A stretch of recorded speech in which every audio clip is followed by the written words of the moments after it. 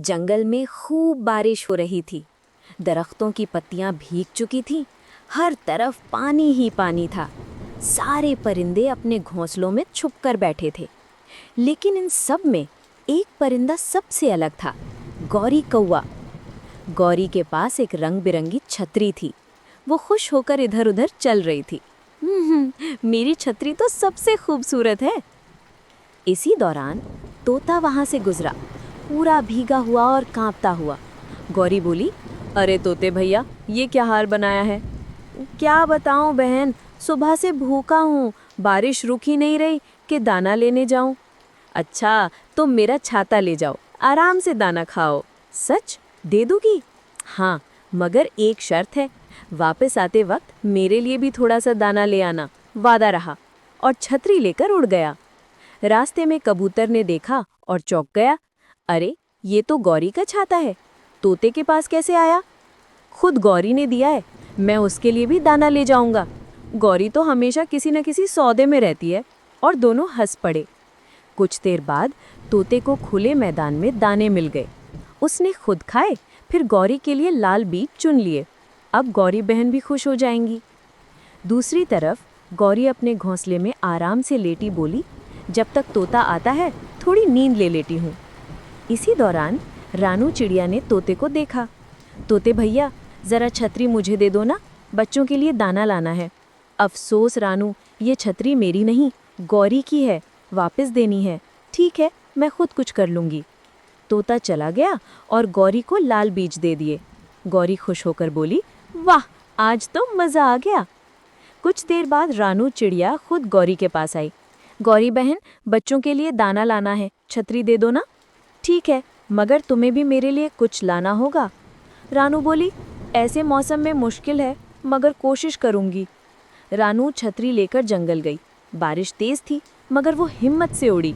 आखिरकार उसे एक मीठा फल मिला। उसने बच्चों को खिलाया और बोली, अब गौरी बहन के लिए दाना लाती हूँ।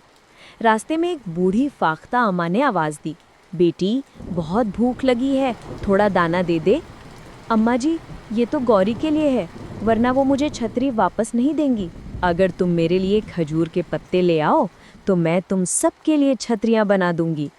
रानू की आंखों में खुशी चमक उठी। सच में अम्मा जी? तो फिर किसी को गौरी से मांगने की ज़रूरत ही नहीं पड़ेगी। रानू ने फौरन जाकर खजूर के पत्ते तोड़े। फाख्ता अम्मा ने उन पत्तों से प्यारी प्यारी छतरियाँ बना दी, एक रानू के लिए, एक तोते के लिए और एक कबूतर के लिए। तीनों खुशी से बोले, अब बारिश भी हमें नहीं रोक सकती। जब गौरी ने देखा कि सबके पास छतरी है, वो हैरान रह गई। अरे, सबके पास छतरी कहाँ से आ गई? अब किसी को तुम्हारी छतरी की ज़रूरत नहीं गौरी, अब सब मेहनत से खुद काम कर रहे हैं। मुझे भी अपना सुस्ती छोड़नी चाहिए। अब मैं खुद दाना लेने जा रही हूँ। और उस दिन के बाद गौरी ने कभी दूसरों पर इन्हिसार नहीं किया। सबक, जो खुद मेहनत करता है वो किसी का मोहताज नहीं रहता। जंगल की हवा में खुशबू बसी हुई थी। दरख्तों की टहनियों पर चिड़ियां चहचहा रही थीं। इन्हीं में एक थी रानो चिड़िया, जो अपने नन्हे बच्चों के साथ एक दरख्त की शाख पर बैठी थी। उसके चेहरे पर उम्मीद की रोशनी थी। बच्चों, इस बार हम खाली पेट नहीं सोएंगे। मैंने फैसला कर लिया है, हम अपने खाने के लिए टमाटर उगाएंगे। वाह अम्मी, हम भी आपकी मदद करेंगे, पानी डालेंगे, मिट्टी खोदेंगे, सब कुछ करेंगे। यूं रानो और उसके बच्चों ने दिन रात मेहनत की, मिट्टी तैयार की, बीज बोए और रोजाना पानी डाला। कुछ ही दिनों में नन्हे सब्ज पौधे निकल आए। अम्मी देखिए, छोटे छोटे पौधे निकल आए हैं। हाँ बेटा, ये हमारी मेहनत का पहला फल है। अब हमें इनका ख्याल रखना होगा। इधर जंगल के किनारे कालू कौवा और गोरी कौवी बैठे टमाटरों के सुर्ख सुर्ख गुच्छे देख रहे थे। वाह, कितने रसीले टमाटर हैं। रानू जैसी गरीब चिड़िया भला खेती क्या करेगी?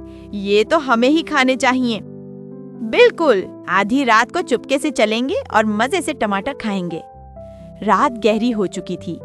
दोनों चोरों की तरह चुपके से खेत में उतरे।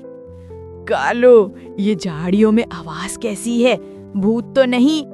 चुप रहो, भूत का नाम मत लो, मेरे पर तो वैसे ही खड़े हो रहे हैं। झाड़ियों से एक मोटा सा खरगोश निकला जो मजे से टमाटर खाने लगा। वाह, क्या मीठे टमाटर हैं, जैसे लाल लाल मिठाइयाँ। ए मोटू, ये टमाटर हमारे हैं। हा, मैंने तो रानो चिड़िया को इन्हें बोते देखा है। ये मेहनत इसकी है, तुम्हारी नहीं। ये कहकर खरगोश दौड़ गया। कालू और गोरी शर्मिंदा होकर वापस लौट आए। सुबह जब रानो खेत पहुंची तो कुछ टमाटर टूटे हुए थे। उसके चेहरे पर फिक्र की लकीरें उभर आईं। ये क्या हुआ? हवा से तो नहीं टूटे? कहीं कोई चोर आया था? अम्मी, अगर वो फिर आ गए तो? नहीं बेटा, हम अपनी मेहनत किसी को लूटने नहीं देंगे। रानू मदद की तलाश में उड़ी। सबसे पहले गई तोते के पास। तोता भाई, मेरे खेत में चोर आ रहे हैं, क्या आप रात में पहरा दे सकते हैं? रानो बहन, मैं अभी गाने की मशक कर रहा हूँ, रात को जाग नहीं सकता, सुबह जरूर देखने आऊंगा। रानू ने शुक्रिया कहा और कबूतरी के पास पहुंची। कबूतरी बहन, क्या आप रात में पहरा दे सकती हैं? रानो, मेरे बच्चे कल उड़ान सीखने जा रहे हैं, मैं जाग नहीं सकती, माफ करना। रानो के चेहरे पर उदासी छा गई। वो अकेली दरख्त की शाख पर जा बैठी। रानी दी, आप बहुत थकी हुई लगती हैं, क्या बात है?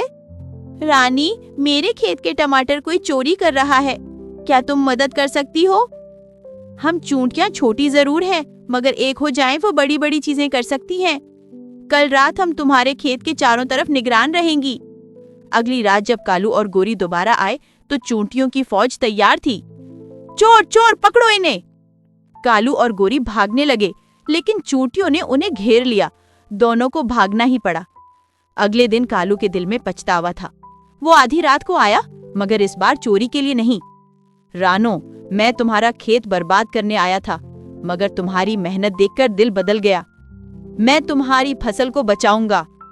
ये कहकर उसने गिरते हुए दरख्त को धक्का देकर दूसरी तरफ गिरा दिया और रानो का खेत बच गया। कालू, तुमने हमारी फसल बचाई। हाँ रानो, चोरी आसान है, मगर मेहनत का फल सबसे मीठा होता है। अम्मी, ये तो खट्टा है।